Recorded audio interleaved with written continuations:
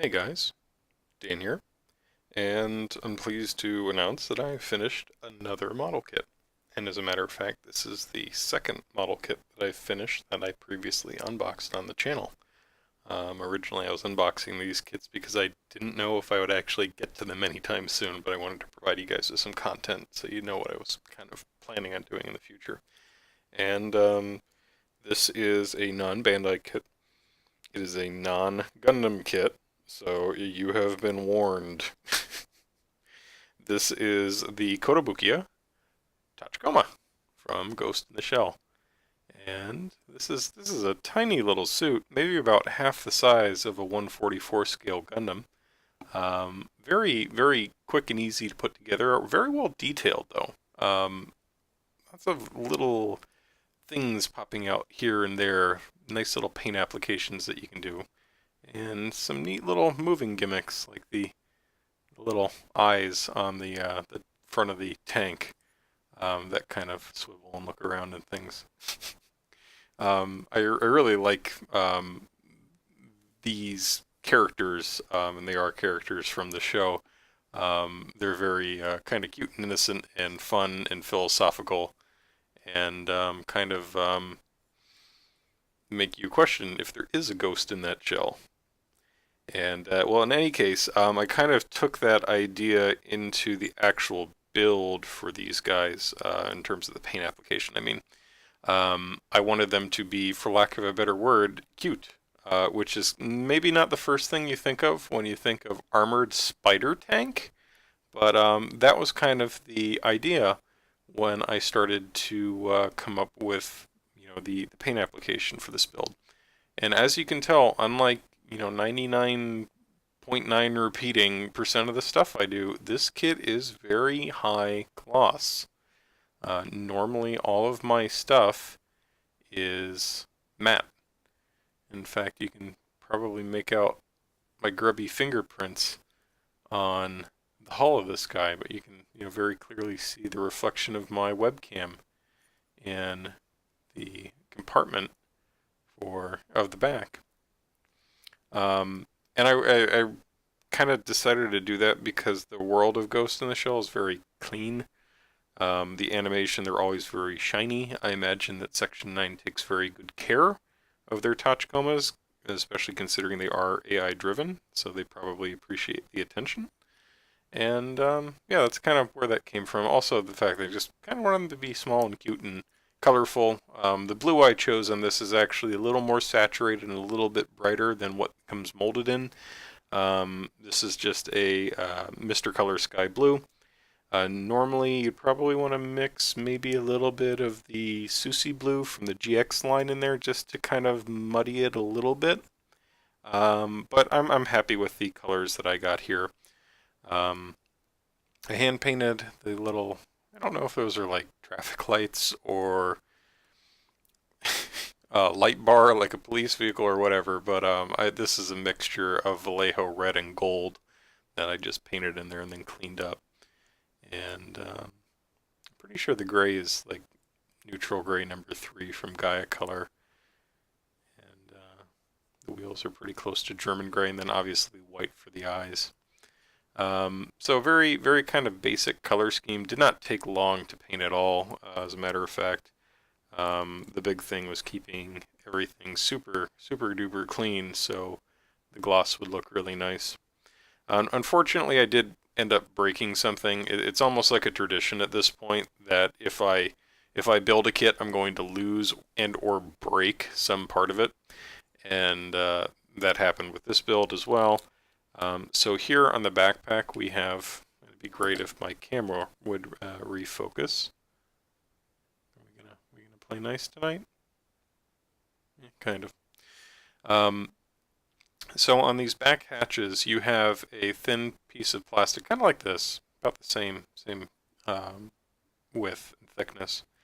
And of course when I assembled everything and then tried opening this door, I snapped that piece. So now I can still open this. It's just this one door is going to fall off.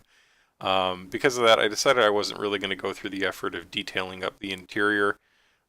You can put a little Major Motoko in the back seat, but I just decided I'm probably not going to wind up ever posing this thing with anyone in it, but you can open up both doors and the hatch pops up like this, and you can also pop the, come on, everything's kind of tight in this kit. The tolerances are very, very tight.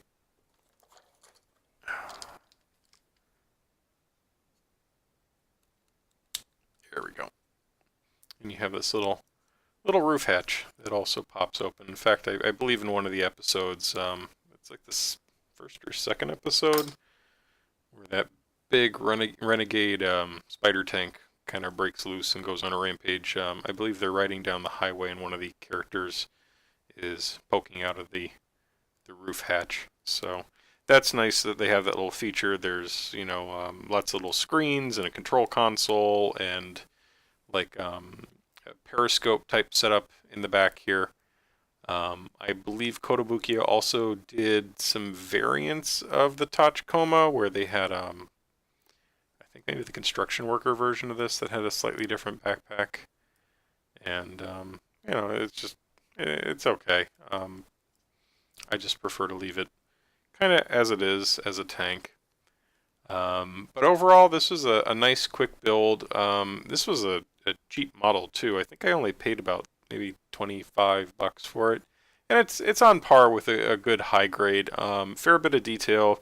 Comes with 3 figures. Fairly posable. I mean, you have ball joints, 2 sets of ball joints for each leg, single ball joint for each arm. You can swivel both of the little claws here, although you don't get an interchangeable hand here. You can also trade out it's a grenade launcher. It's capped off because that's how they appear in most of the show. But you can actually pull the little pin out here and then slide the cover of the grenade launcher out. Or you can put a minigun in here, which I believe was used once or twice. You also have little swivels here for the monofilament launchers or whatever they're called. It is a spider tank, so it does have to shoot webs. And yeah, that's kind of it. The wheels don't rotate or anything like that. They don't go flat like they would in the show. But yeah, this is actually the second one I got. The first one I started building, then gave up on it a few years ago, and I kind of regretted doing that. So I decided to get a second one and actually finish it this time. But this was a nice quick project. Probably only took me like maybe 10 hours to do from start to finish. I'm a slow builder and a slow painter, so. And no real crazy masking on this one.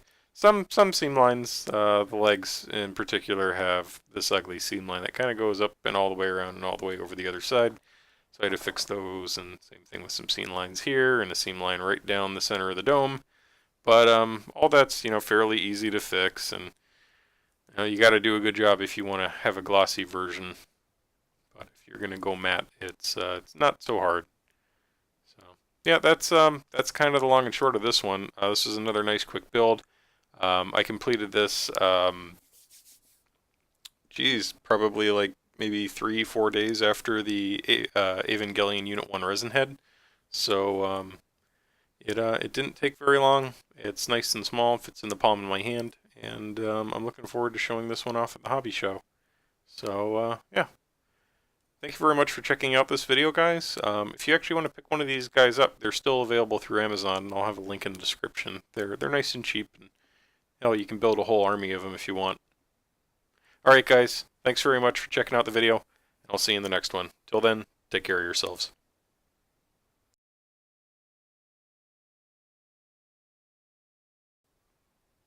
Thanks for making it all the way to the end of the video. If you haven't already, like, comment, and subscribe.